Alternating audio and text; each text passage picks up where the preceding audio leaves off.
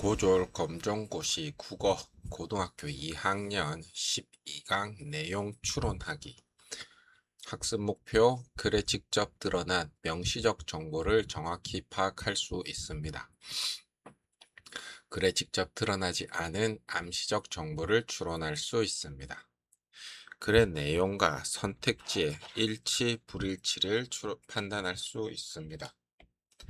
근거를 바탕으로 인물의 생각과 사건의 원인과 결과, 글쓴이의 의도를 추론할 수 있습니다. 내용 추론이란, 내용 추론은 글에 직접 쓰여 있지 않은 내용을 글쓴이의 글 속의 근거를 바탕으로 알아내는 것입니다. 예를 들어, 민수는 집을 나서며 우산을 챙겼다. 하늘에는 먹구름이 가득했다. 글에는 비가 올 것이다 라고 직접 쓰여 있지 않습니다. 하지만 우산을 챙김, 먹구름이 가득함 이라는 정보를 통해 비가 올 가능성이 높다고 추론할 수 있습니다. 즉, 글 속 근거, 생각, 추론의 과정입니다.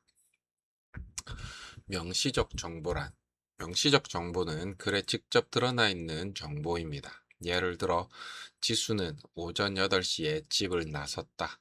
이 글에서 직접 알 수 있는 정보는 지수가 오전 8시에 집을 나섰다는 것입니다. 이처럼 글에 분명하게 제시된 정보를 명시적 정보라고 합니다. 핵심, 명시적 정보는 글에 직접 쓰여 있는 정보.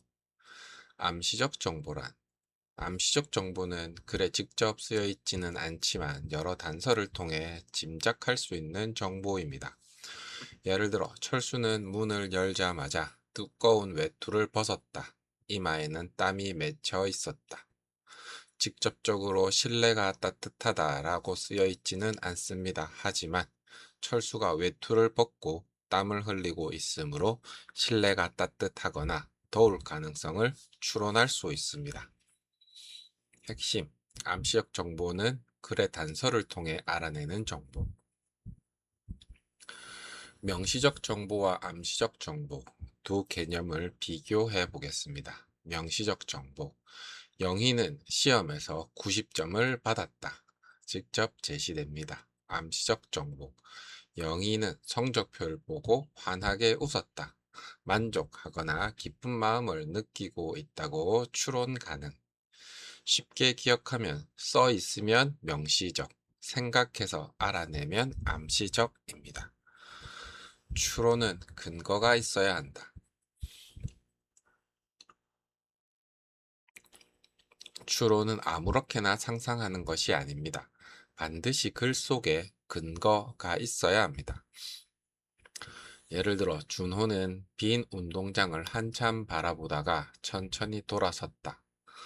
오늘이 학교에서 보내는 마지막 날이었다. 이 글을 통해 준호가 학교를 떠나는 것을 아쉬워할 가능성을 추론할 수 있습니다. 근거는 빈 운동장을 한참 바라봄, 천천히 돌아섬, 학교에서 보내는 마지막 날입니다. 따라서 추론은 근거 있는 판단이라는 점을 기억해야 합니다. 잘못된 추론. 글의 근거를 벗어난 지나친 상상은 올바른 추론이 아닙니다. 예를 들어, 민수는 비가 오는 창밖을 바라보았다. 이 문장만 보고 민수는 여자친구와 헤어졌다 라고 판단할 수는 없습니다. 그런 내용에 대한 근거가 없기 때문입니다. 따라서 추론할 때는 글에 제시된 정보의 범위를 벗어나지 않는 것이 중요합니다. 내용 일치 문제란, 내용 일치 문제는 선택지의 내용이 글에 제시된 내용과 같은지를 판단하는 문제입니다. 예를 들어, 지구는 태양을 한 바퀴 도는데 약 1년이 걸린다. 선택지 1. 지구는 태양을 공전한다. 일치하고 2. 지구가 태양을 한 바퀴 도는데 약 하루가 걸린다. 불일치. 내용 일치 문제에서는 자신의 상식보다 제시된 글의 내용을 기준으로 판단해야 합니다. 내용 불일치 문제. 내용 불일치 문제는 글의 내용과 다른 것을 찾는 문제입니다. 문제에서 적절하지 않은 것은, 일치하지 않는 것은, 알 수 없는 것은 등의 표현이 나오면 주의해야 합니다. 특히 뭐뭐 아는 이라는 말을 놓치지 않는 것이 중요합니다. 내용 일치 문제 푸는 방법. 내용 일치 문제는 다음 순서로 풀면 좋습니다. 1. 문제의 요구를 확인합니다. 일치하는 것을 찾는가? 일치하지 않는 것을 찾는가? 2. 선택지의 핵심어를 확인합니다. 숫자, 대상, 원인, 결과 등을 찾습니다. 3. 본문의 관련 부분과 비교합니다. 같은 내용인지 확인합니다. 4. 표현이 바뀌어도 의미가 같은지 판단합니다. 본문과 선택지가 똑같은 단어를 쓰지 않을 수도 있습니다. 표현이 달라도 의미는 같을 수 있다. 예를 들어 본문에 규칙적인 운동은 건강 유지에 도움을 준다 라고 되어 있다고 해보겠습니다. 선택지에서 꾸준히 운동하면 건강을 유지하는 데 긍정적인 영향을 줄 수 있다 라고 표현되어 있다면 단어는 다르지만 의미는 같습니다. 따라서 내용 일치입니다. 시험에서는 이렇게 표현을 바꾸어 같은 내용을 제시하는 경우가 많습니다. 일부만 맞는 선택지 주의하기. 선택지의 앞부분은 맞지만 뒷부분이 틀릴 수 있습니다. 예를 들어 본문에서 독서는 어휘력 향상과 사고력 발달에 도움을 줄 수 있다. 선택지 독서는 어휘력 향상에는 도움을 주지만 사고력과는 관계가 없다. 앞부분 어휘력 향상에 도움은 맞지만 뒷부분 사고력과 관계없음은 틀렸습니다. 따라서 전체 선택지는 불일치입니다. 핵심 선택지는 끝까지 읽어야 한다. 지나치게 강한 표현은 주의하기. 내용 일치 문제에서는 반드시, 항상, 모두, 절대로, 오직 같은 강한 표현을 주의해야 합니다. 예를 들어 본문에서 운동은 스트레스 해소에 도움을 줄 수 있다 라고 했는데 선택지가 운동을 하면 모든 스트레스가 반드시 사라진다 라고 되어 있다면 지나치게 의미를 확대했습니다. 따라서 불일치입니다. 핵심은 가능하다와 반드시 그렇다는 같지 않고 일부와 모두는 같지 않습니다. 인물의 심리 추론. 소설에서는 인물의 감정을 직접 말하지 않고 행동이나 표정으로 보여주기도 합니다. 예를 들어 수지는 합격자 명단에서 자신의 이름을 발견했다. 한동안 아무 말도 하지 못하다가 두 손으로 얼굴을 감쌌다. 입가에는 미소가 번졌다. 이를 통해 기쁨, 감격 등을 추론할 수 있습니다. 근거는 합격 확인과 미소입니다. 행동의 이유 추론. 인물이 왜 그런 행동을 했는지 추론하는 문제도 자주 나옵니다. 예를 들어 민호는 친구에게 화를 내고 집으로 돌아왔다. 잠시 후 휴대전화를 들었다가 내려놓기를 반복했다. 결국 친구에게 전화를 걸어 사과했다. 민호가 사과한 이유는 무엇일까요? 글의 흐름을 보면 자신의 행동을 후회했기 때문이라고 추론할 수 있습니다. 사건의 원인 추론.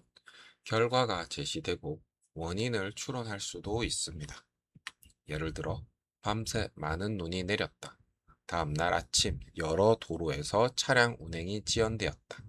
결과는 차량 운행 지연, 원인은 밤새 많은 눈이 내림. 이처럼 무엇 때문에 이런 일이 일어났는가를 생각하면 됩니다. 사건의 결과 추론. 반대로 원인을 바탕으로 결과를 예상할 수도 있습니다. 예를 들어 며칠 동안 비가 계속 내렸고 강의 수위가 빠르게 높아지고 있었다.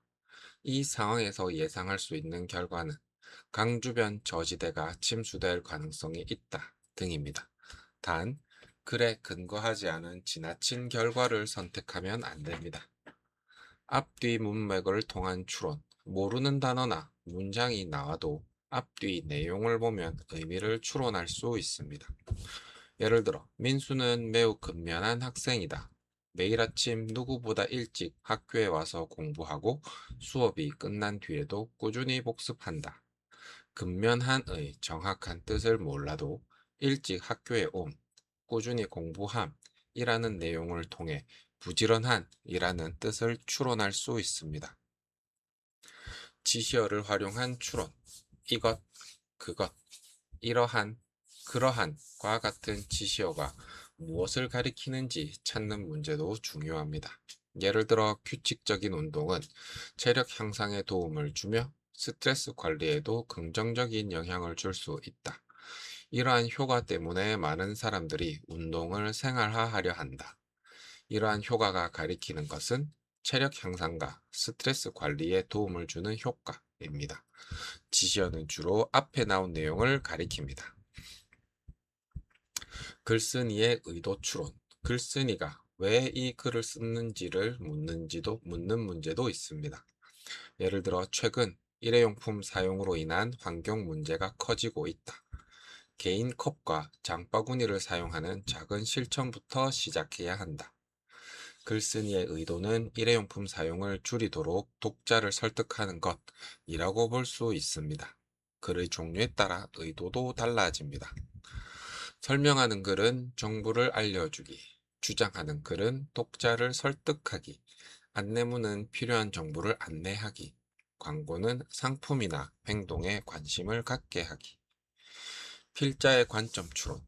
글 속의 표현을 통해 필자의 관점을 추론할 수 있습니다. 예를 들어, 새로운 기술은 우리의 생활을 편리하게 하지만 그로 인한 개인정보 침해 문제도 신중하게 살펴야 한다.